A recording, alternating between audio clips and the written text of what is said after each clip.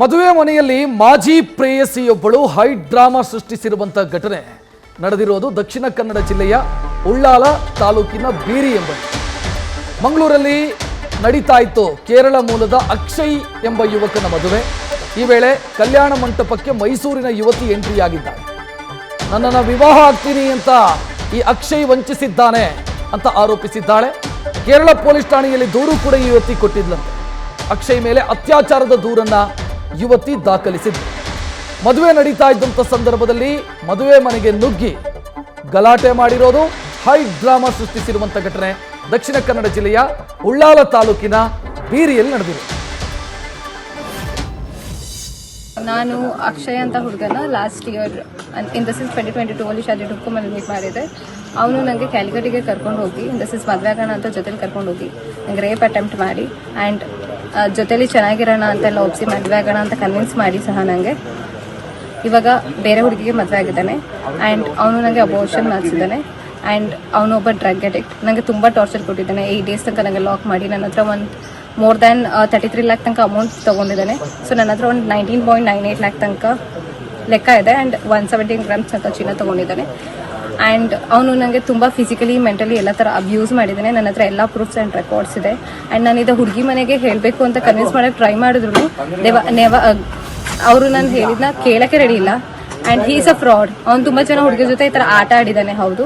And ನಾನು ಏನು ಕೇಳ್ಕೊತೀನಿ ಅಂದರೆ ಕರ್ನಾಟಕ ಜನತೆಗೆ, ಸೊ ನನಗೆ ಪ್ಲೀಸ್ ಸಪೋರ್ಟ್ ಮಾಡಿ. ಆ್ಯಂಡ್ ಇಮಿಡಿಯೇಟ್ಲಿ ಇದಕ್ಕೆ ಆ್ಯಕ್ಷನ್ ಬೇಕು.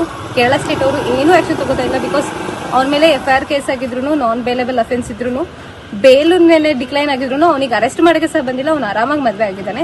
ಸೊ ಅಲ್ಲಿ ಇರೋ ಪೊಲೀಸೆಲ್ಲ ದುಡ್ಡು ತಿಂದು ಹಿಂಗಾಗಿದೆ ಅಂತ ನಾನು ಹೇಳ್ಬೋದು.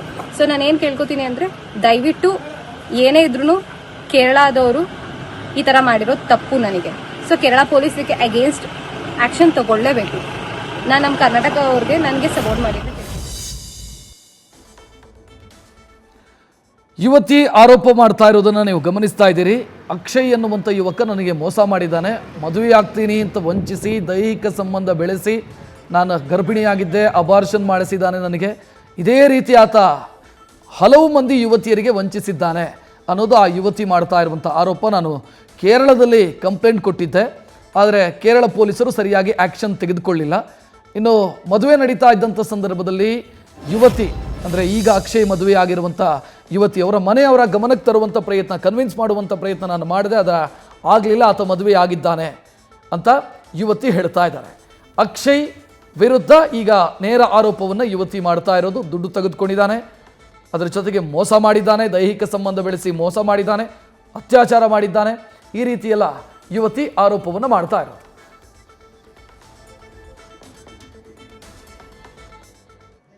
ಸೊ ನನ್ನ ಹತ್ರ ಒಂದು 19.98 ಲ್ಯಾಕ್ ತನಕ ಲೆಕ್ಕ ಇದೆ. ಆ್ಯಂಡ್ 117 ಗ್ರಾಮ್ಸ್ ತನಕ ಚಿನ್ನ ತೊಗೊಂಡಿದ್ದಾನೆ.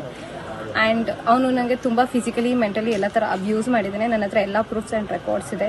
ಆ್ಯಂಡ್ ನಾನು ಇದು ಹುಡುಗಿ ಮನೆಗೆ ಹೇಳಬೇಕು ಅಂತ ಕನ್ವಿನ್ಸ್ ಮಾಡೋಕ್ಕೆ ಟ್ರೈ ಮಾಡಿದ್ರು ಅವರು ನಾನು ಹೇಳಿದ್ನ ಕೇಳೋಕ್ಕೆ ರೆಡಿ ಇಲ್ಲ. And he's a fraud. ಅವ್ನು ತುಂಬ ಜನ ಹುಡುಗಿಯ ಜೊತೆ ಈ ಥರ ಆಟ ಆಡಿದ್ದಾನೆ. ಹೌದು.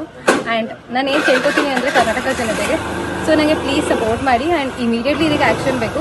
ಕೇರಳ ಸ್ಟೇಟ್ ಅವರು ಏನೂ ಆ್ಯಕ್ಷನ್ ತಗೋತಾ ಇಲ್ಲ. ಬಿಕಾಸ್ ಅವನ ಮೇಲೆ FIR ಕೇಸ್ ಆಗಿದ್ರು, ನಾನ್ ಬೇಲೆಬಲ್ ಅಫೆನ್ಸ್ ಇದ್ರು, ಬೇಲ್ ಮೇಲೆ ಡಿಕ್ಲೈನ್ ಆಗಿದ್ರು, ಅವನಿಗೆ ಅರೆಸ್ಟ್ ಮಾಡೋಕ್ಕೆ ಸಹ ಬಂದಿಲ್ಲ. ಅವ್ನು ಆರಾಮಾಗಿ ಮದುವೆ ಆಗಿದ್ದಾನೆ. ಸೊ ಅಲ್ಲಿ ಇರೋ ಪೊಲೀಸೆಲ್ಲ ದುಡ್ಡು ತಿಂದು ಹಿಂಗಾಗಿದೆ ಅಂತ ನಾನು ಹೇಳ್ಬೋದು. ಸೊ ನಾನು ಏನು ಕೇಳ್ಕೊತೀನಿ ಅಂದರೆ ದಯವಿಟ್ಟು ಏನೇ ಇದ್ರೂ ಕೇರಳದವರು ಈ ಥರ ಮಾಡಿರೋದು ತಪ್ಪು ನನಗೆ. ಸೊ ಕೇರಳ ಪೊಲೀಸರಿಗೆ ಅಗೇನ್ಸ್ಟ್ ಆ್ಯಕ್ಷನ್ ತಗೊಳ್ಳೇಬೇಕು. ನಾನು ನಮ್ಮ ಕರ್ನಾಟಕ ಅವ್ರಿಗೆ ನನಗೆ ಸಪೋರ್ಟ್ ಮಾಡಿದ್ದೆ. ನ್ಯೂಸ್ ಫಸ್ಟ್ ನಿರ್ಭೀತಿಯಿಂದ ನಿಮ್ಮ ಪರವಾಗಿ.